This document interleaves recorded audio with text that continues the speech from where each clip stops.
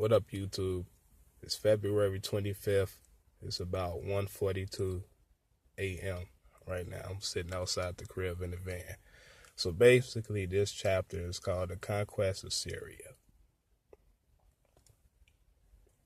Abu Bakr decided to head further north and expand Islam, which I think is a continuation of what Muhammad initially had in mind. He was in the chapter concerning Najran when he was talking to the monks. And he was like, well, can you join me in climbing this mountain and fighting against the infidels? That's basically what Abu Bakr was doing or planned on doing. And he called it a holy war to give it justification. Now, I'm not really trying to critique it. I'm just saying that's exactly what it is. I'm not really taking a position as far as morality is concerned on the subject.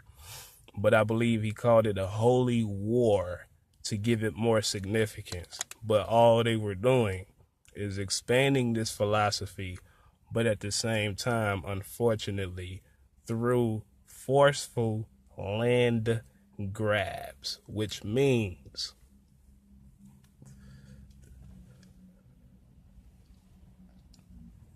they got to start fights with people, and then populations got to get killed in the process.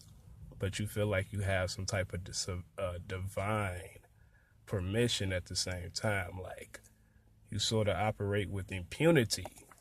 You know, I'm trying to put it in neutral terms, but be real blunt with it at the same time. That's basically what he had planned on doing. So he had like sent messages to all types of different oases throughout Arabia. One, Taif, Mecca, what was another one? Najd, the region of Najd. And they didn't mention Uman, but obviously Oman as well, because the guy that was the governor there in Sohar, Amar al-Asi-Asami, the Julanda people there that he was the governor over, he answered to this call, and also he was named a commander by Abu Bakr as well.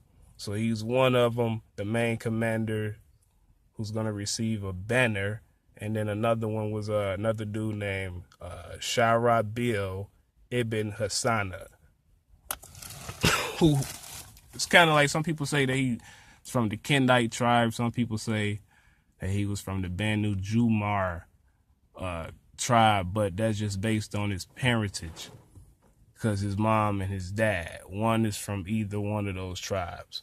But I'm thinking like, damn, the Kendite people or the Kendal people, I mean, for the most part, they were mostly in Yemen. Qaryat Kahil, that was like one of their main places, supposedly. I mean, much early in the BC area, I think somewhere in Najd, but, you know, during this period, it was definitely in Yemen. And a chapter about all those different places in Yemen that he'd been to confirms that. So I'm like, shit, if during the Islamic Revolution, if he had converted during that time period and he was a part of the two great migrations that occurred there, then yeah, he was probably from the Banu Jumar tribe, I would say, more so than the Kendal people. Based on the fucking geography and where the majority of these people who are of the Kendite people come from, where they're really centered at in Arabia.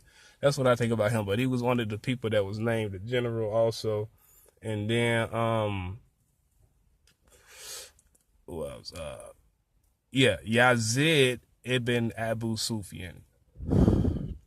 Him as well, but there was another guy that was initially named, which was Khalid ibn Sa'id. But Umar didn't like him. He didn't like his character, basically. So Abu Bakr and Umar had a conversation. Umar expressed his thoughts, called him deceitful and a bigot that talked his way out of stuff. But Abu Bakr went ahead and replaced him. And that's when he made Yazid ibn Abu Sufyan a commander. So he gave him a banner, all three of those dudes. Now, they had different places they had to go to. Now, Yazid ibn Abu Sufyan met in Tabuk. So did Ammar ibn al-Asi al-Sami. So did him. The other guy, Shura Bill, he had to go to southwestern Jordan, to Eli. You know, the little southwestern region, the region called Aqaba in southwestern Jordan today. That's where he went. Oh yeah, I found out another interesting fact about him. I was like, okay, cool. When that whole little conquest happened, and this is the chapter before Dumat and Jendel, when they was talking about Tabuk, Makna, all these places, Al-Jarba, blah, blah, blah, blah. Muhammad did send a message to those people as far as his terms, the agreement, the people of Eli, because the chief, his name was Yuhani, damn, I forget. But anyway, he was a rabbi there. So Muhammad had sent terms to those people, but I found out that this guy who was called a commander was the person that wrote the letter to those people directly. And it makes sense based off the story of his background. I was like, cool, that's cool. But anyway, yeah, him.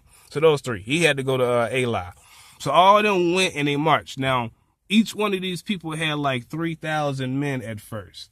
Then Abu Bakr sent them additional men, and to the point where each one of these factions had 7,500, and then it continued to the point where they had like 24,000. But I think that's like much later on, because I'm also mention, like I said, I don't do nobody's homework. I like talking like I'm talking to an audience, but this is for retention purposes and me just expressing myself.